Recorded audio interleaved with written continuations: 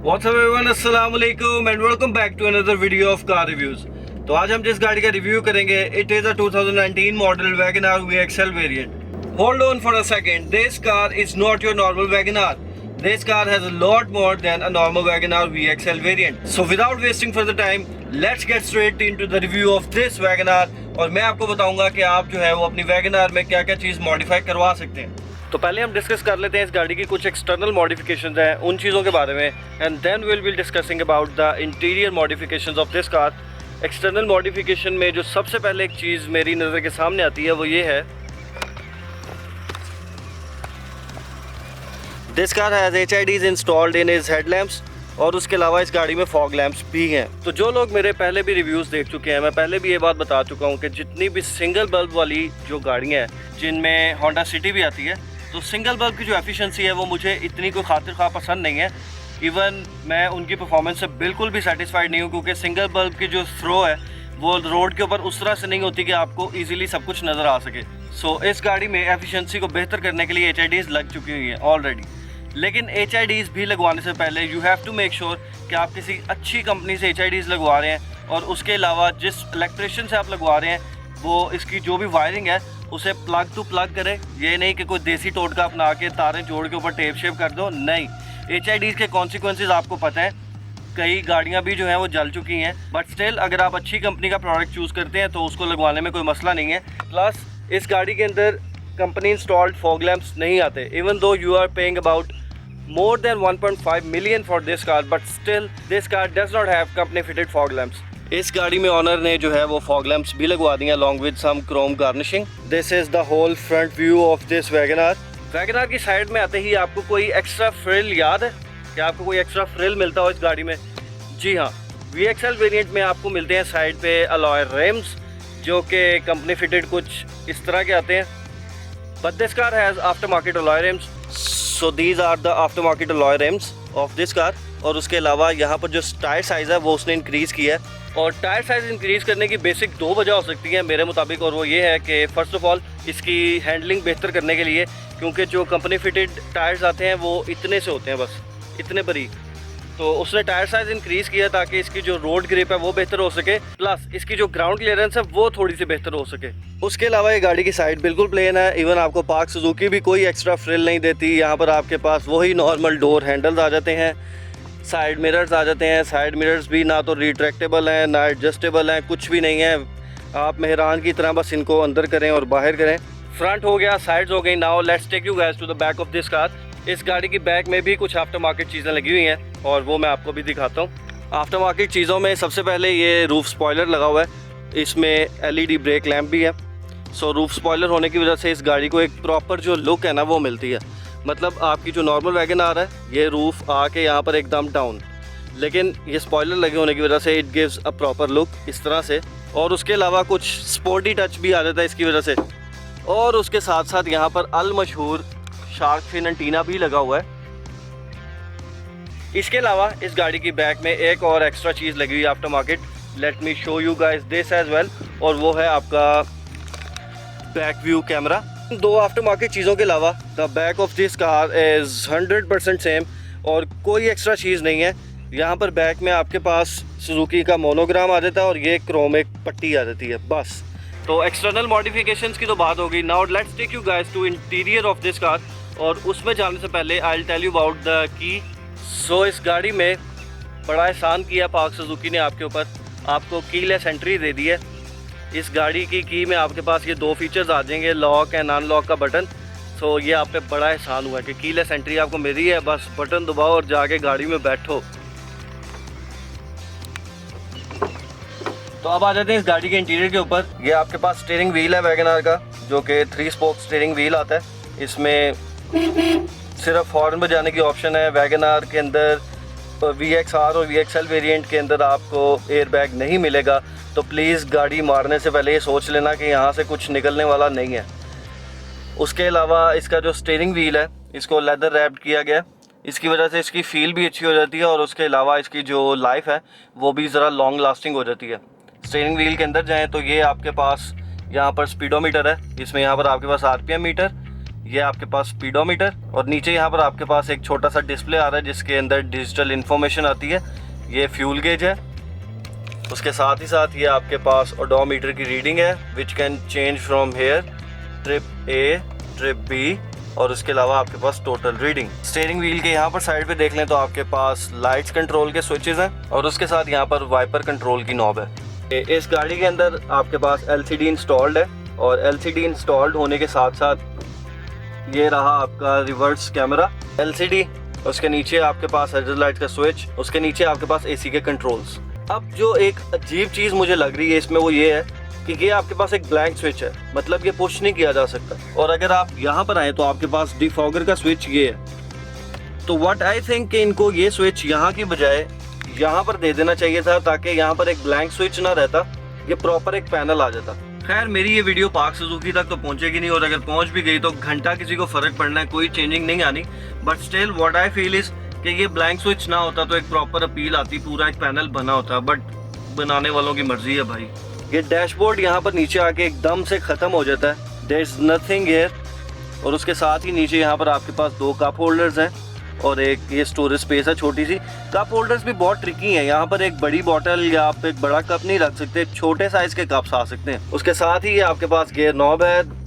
This car has 5 speed manual gear box, और इसके अंदर एक ऑटोमेटिक वेरिएंट भी आता है। एंड सरप्राइजिंगली उस गाड़ी के अंदर सिवाय ये गियर नॉब चेंज होने के और उसके अलावा एक और बड़ा चेंज किया जी, स्टीयरिंग व्हील के अंदर एक आपको एयर बैग मिलेगा। इन 2 चेंजेस के साथ उस गाड़ी की कीमत में इस गाड़ी की कीमत से तकरीबन 2 लाख रुपए का फर्क है। LCD के साथ यहाँ पर आपके पास जो है वो AC वेंट्स हैं,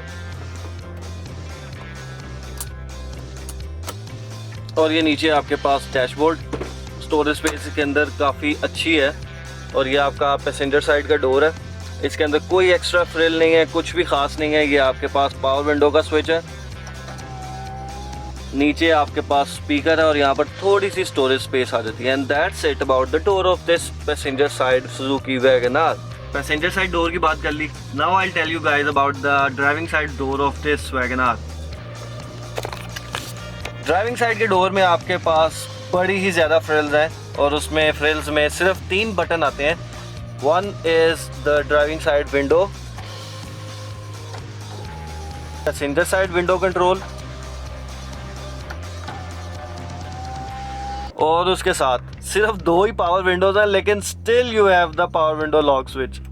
यार seriously, that's it. These are the controls and the frills of Suzuki Wagon-R's VXL variant, जो कि इनका top of the line variant है। इसकी जो मज़े की चीज़ है वो ये है, ये वाले AC वेंट्स जो हैं ये आप जिस तरह से मर्जी अपने हिसाब से एडजस्ट कर लें। सो this is a good thing. लेकिन होल्ड ऑन, पार्क सुजुकी आपको कैसे जो है वो इतना हैरान कर सकता है। एक गुड थिंग के बिल्कुल साथ ही एक बैड थिंग है, वो भी देखो। ये रही आपकी गुड थिंग, उसके साथ ही ये रही आपकी बैड थिंग। अगर आपको शीशा सेट करना है तो सबसे पहले आपको विंडो डाउन करनी पड़ेगी, फिर जिस तरह हम लोग पुरानी कल्टस में शीशा सेट करते थे उस तरह से आप इसको कर लेंगे अपनी मर्जी से एडजस्ट। एक और जो आफ्टर मार्केट चीज़ इसके इंटीरियर में लगी हुई है वो है इसका आर्म रेस्ट। आर्म रेस्ट बहुत ज़रूरी है गाड़ी के अंदर, क्योंकि ड्राइवर भी थक जाता है। आर्म रेस्ट होने का फ़ायदा ये है कि एक तो सुकून आ जाता है ड्राइविंग के अंदर, मतलब पोजीशन अच्छी बन जाती है, प्लस वो एक स्टोरेज स्पेस का भी काम कर सकता है। इस गाड़ी के अंदर एक हिडन स्टोरेज कंपार्टमेंट भी है, और वो हिडन स्टोरेज कंपार्टमेंट आपकी पैसेंजर साइड की सीट के नीचे है। यहाँ पर आपको एक लैच नज़र आएगी, बट पहले आपको ये सीट नीचे करनी पड़ेगी, फिर इस लैच को आप खींचें,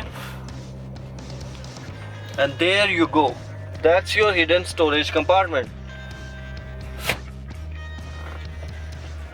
सीट खुद ब खुद ऊपर नहीं आती, करनी पड़ती है।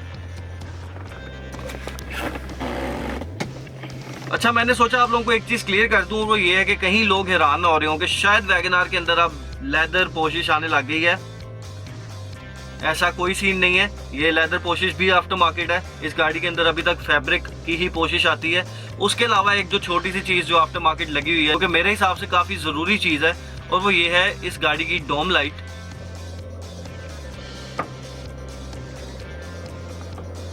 इस गाड़ी की डोम लाइट में वाइट LED बल्ब्स लगे हुए हैं। नॉर्मली जो इसमें कंपनी फिटेड येलो लाइट आती है वो इतनी कोई खासी अच्छी नहीं होती, वो चलाने के बाद भी आपको मोबाइल की टॉर्च ऑन करके ही कोई नीचे गिरी हुई चीज़ें ढूंढनी पड़ती हैं। सो ये जो LED बल्ब है ये भी काफ़ी इंपॉर्टेंट है। तो अभी आपको इस गाड़ी की बैक सीट्स पर लेकर चलते हैं, वहाँ पे भी देख लो कि पार्क सुजुकी ने आपको क्या क्या चीज़ें दी हैं। So this is the back seat of your Suzuki wagon R. First of all तो अब आपको मैं थोड़ा सा बैक सीट का एक्सपीरियंस बता दूँ, वो ये है कि इस गाड़ी की front seats are quite comfortable but back seats are totally फटा। इसके ऊपर लॉन्गर जर्नीज पे बैठना थोड़ा सा ट्रिकी हो सकता है, स्पेशली मेरे जैसे बंदे के लिए जो कि ऑलमोस्ट 6 फीट हाइट वाला है। और उसके अलावा बैक डोर के अंदर तो इस कदर उन्होंने प्यार किया आपके साथ, वो ये है आपके पास विंडो कंट्रोल स्विच भी नहीं है। यस,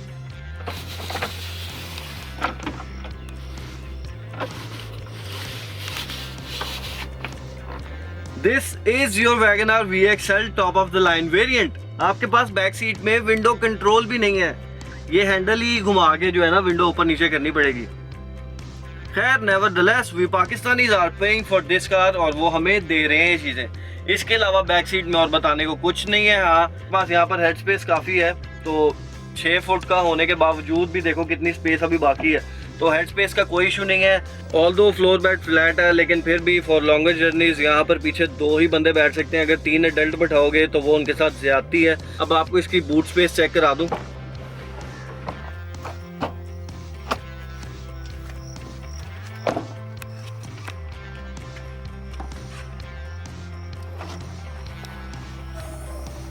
सबसे पहले ये चीज़ बता दूं कि इस गाड़ी की बूट स्पेस जो है वो इस टाइम पे बिल्कुल ऑलमोस्ट ख़त्म है, क्योंकि इसकी डिग्गी में वूफर पड़ा हुआ है। तो हैचबैक होने के नाते इस गाड़ी की जो बूट स्पेस है इस साइज़ के अंदर वो फिर भी ठीक है यार, गुजारे लायक ठीक है। मतलब अब इसको मैं डिस्क्रेस नहीं करूँगा, गुजारे के हिसाब से ठीक है, क्योंकि यहाँ पर एक अच्छा खासा वूफर पड़ा हुआ है। अभी मैं आपको वो भी दिखा देता हूँ। तो ये आपके पास टोटल वैगन आर की डिग्गी है, इसमें ये भी आफ्टर मार्केट स्पीकर्स लगे हुए हैं।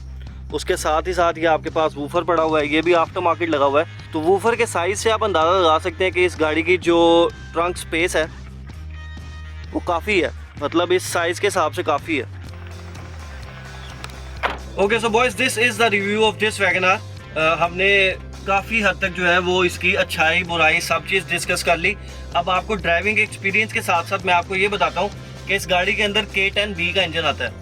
K10B engine is actually the most fuel efficient engine of Suzuki, लेकिन एफिशिएंसी होने के साथ साथ उसका एक नुकसान है, और वो ये है इस गाड़ी के इंजन के अंदर वाइब्रेशन बहुत ज़्यादा है। जब ये गाड़ी आइडल पे होती है तो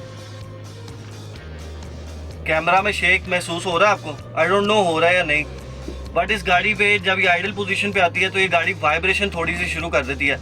एंड दैट इज़ बिकॉज के इस गाड़ी के अंदर 3 सिलेंडर्स हैं, ये 3 सिलेंडर इंजन है, इसी वजह से इस गाड़ी के जो इंजन के अंदर वाइब्रेशन है वो नॉर्मल गाड़ी से काफ़ी ज़्यादा। अब बात कर लेते हैं इसकी ओवरऑल ड्राइविंग की। तो overall driving position is really good.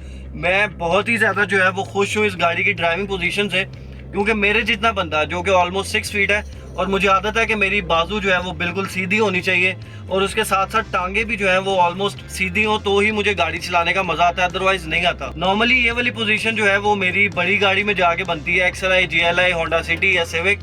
छोटी गाड़ियों में ये पोजीशन मुश्किल होती है क्योंकि स्पेस जो है वो कॉम्प्रोमाइजिंग होती है, बट स्टिल इस गाड़ी की स्पेस में तो कॉम्प्रोमाइज़ है ही नहीं है।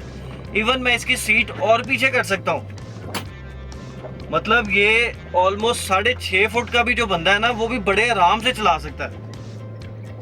तो जो अच्छे फैक्टर हैं इस गाड़ी के मैं वो भी आपको लाजमी बताऊंगा। इसका जो रोड विजन है वो काफ़ी अच्छा है, आपको एक हाइट अच्छी मिली हुई है, उसके साथ साथ बॉनेट भी नीचे है, तो जो इसका रोड का विजन है वो काफ़ी अच्छा है। तो ड्राइविंग पोजीशन के हिसाब से अगर आप इस गाड़ी को कंपेयर करें इवन न्यू सुजुकी कल्टस से भी, तो मैं फिर भी इस गाड़ी को प्रेफरेंस दूंगा ओवर न्यू सुजुकी कल्टस। मुझे उसकी ड्राइविंग पोजीशन इतनी कोई खास अच्छी लगती नहीं है। उसके साथ साथ जो एक और मेजर प्लस पॉइंट है वो ये है कि इस गाड़ी का AC इज़ रियली चिल।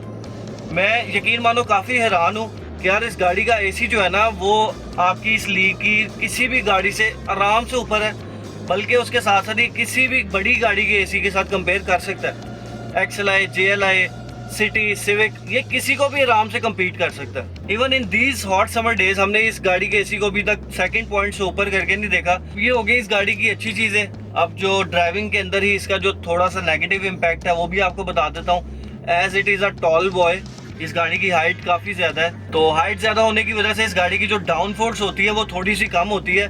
मतलब अगर मैं आपको आसान जुबान में समझाऊं वो ये है कि हाइट ज़्यादा होने की वजह से इसकी जो स्टेबिलिटी है वो थोड़ी सी कॉम्प्रोमाइजिंग होती है। कॉम्प्रोमाइजिंग इस वजह से क्योंकि उसकी हाइट काफ़ी ज़्यादा, तो जब आप मैनूवर करने लगते हैं तो वो गाड़ी आपको ऐसे लगता है कि शायद आपके नीचे से निकल जाएगी। इस गाड़ी के प्लस पॉइंट्स में आपको एक दो चीज़ें और ऐड करता चलूँ, वो ये है कि ये गाड़ी मेंटेनेंस के हिसाब से काफ़ी सस्ती है। As it is a Suzuki car, तो आपको इसके स्पेयर पार्ट्स भी हर जगह से मिल जाते हैं, और उसके साथ साथ वैसे भी इस गाड़ी के spare parts are quite cheaper, तो इस गाड़ी को मेंटेन करना भी बहुत आसान है। इस गाड़ी की अगर आप ओवरऑल राइड कंफर्ट, एसी और इसके मेंटेनेंस और उसके साथ साथ फ्यूल एवरेज को देखें, this car is really good in this category. लेकिन फिर भी जो इस गाड़ी की करंट प्राइस है वो है ऑलमोस्ट 17,20,000, तो this is actually not justifiable for this kind of car. अगर ये गाड़ी 11 से 12 लाख की होती तो this is a perfect car to drive. तो guys that's it about the today's review. मैंने कोशिश ये की कि आपको एक जेन्युइन रिव्यू दे सकूं कि यार ये गाड़ी चलाई में किस तरह किया और इस गाड़ी में कंपनी की तरफ से क्या आ रहा है और क्या क्या और हो सकता था। तो अगर आपको मेरा ये रिव्यू का तरीका पसंद आया तो काइंडली नीचे कमेंट बॉक्स में मुझे ये बता दो कि आपको ये पसंद आया। तो इंशाल्लाह नेक्स्ट जितने भी रिव्यूज़ करेंगे वो इसी तरह से करेंगे ताकि आप लोगों को भी मैं प्रॉपर गाइड कर सकूँ। तो इंशाल्लाह will see you guys soon with the next car. Till then take care and अल्लाह हाफिज़, पीस आउट।